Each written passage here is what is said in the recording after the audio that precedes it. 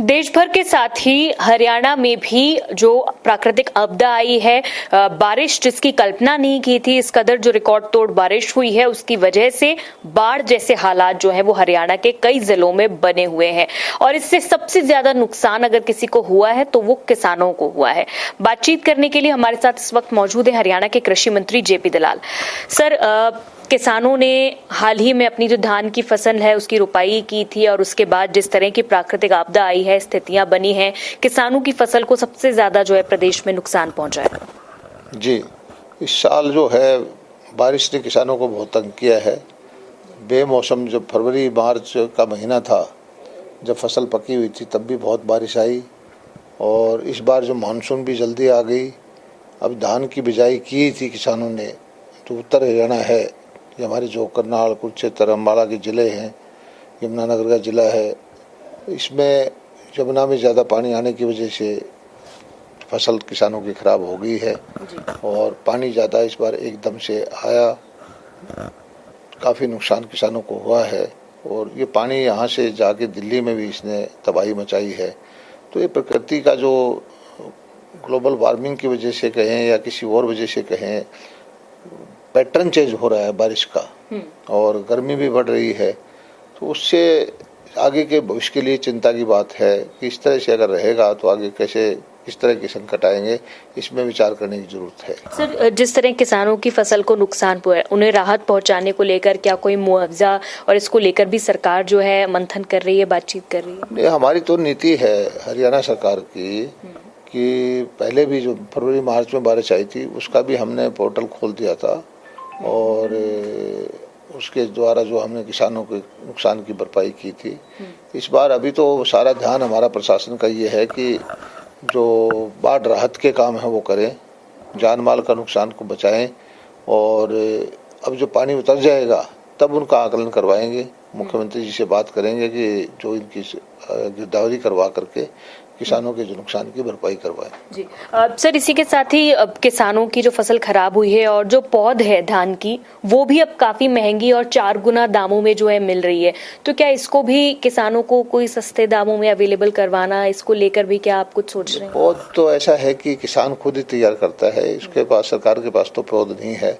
लेकिन हमारे जो किसान हैं जिसके पास भी पौध बच जाती है, आमतौर पर वो कभी उसके पैसे भी चार्ज नहीं करता, फ्री ही देता है अपने पड़ोसी किसान को, किसी को भी जो जिसके पास भी पौध होगी तो वहाँ से वो अवेलेबल हो पाएगी। जैसे पहले जो 1,000 रुपए एकड़ तक में मिलती थी, अब 4,000, 4,500 एकड़ तक में भी मिल रही है। अब ऐसा है कि किसान आमतौर पर पौध जो है अपने खुद की कंजम्पशन के लिए लगाता है, अपने खेत के लिए लगाता है और उसमें अगर वो बच जाती है तब वो दूसरे को देता है।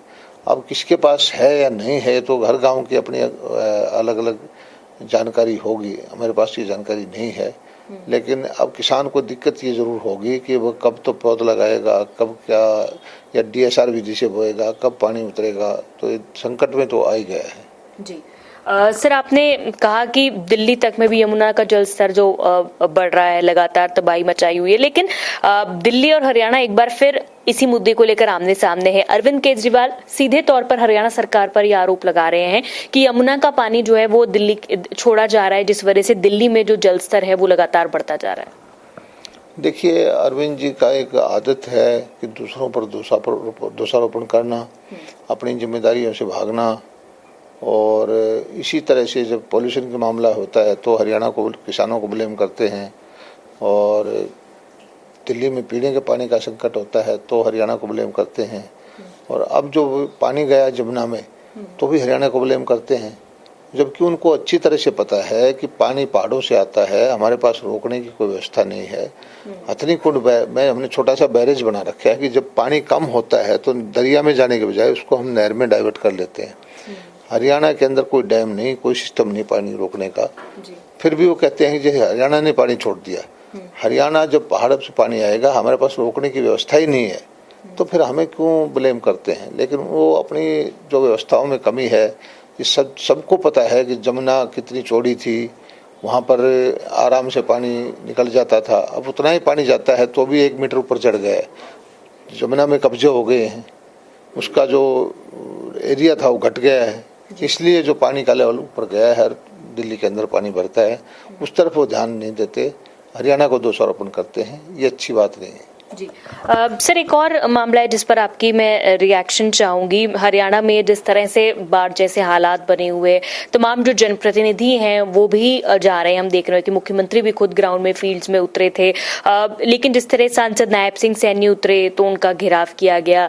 जेजेपी के एक एमएलए के साथ जिस तरह की बदसलूकी की गई, इस तरह के व्यवहार को कैसे देखते हैं आप? लोगों में जो गुस्सा है उसको किस तरह देख रहे हैं? देखिए, जब इस तरह का संकट आता है, अनफोर्सिन सर्कमस्टांसेस होती हैं, तो लोगों को गुस्सा होना स्वाभाविक है।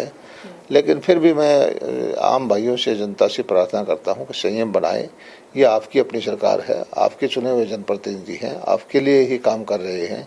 और जो प्रकृति की जो मार पड़ी है, इसमें किसी एक को या सरकार को दोष देना उचित नहीं है। हमारे से जो बन पड़ रहा है, पूरी शिद्दत से हम जनता की सेवा में लगे हुए हैं। जी। भूपेंद्र सिंह हुड्डा अपने तमाम एमएलए के साथ आज राज्यपाल से भी मिल रहे हैं, उन्हें ज्ञापन दे रहे हैं हरियाणा में जो फ्लड्स आए हैं इसी संबंध में।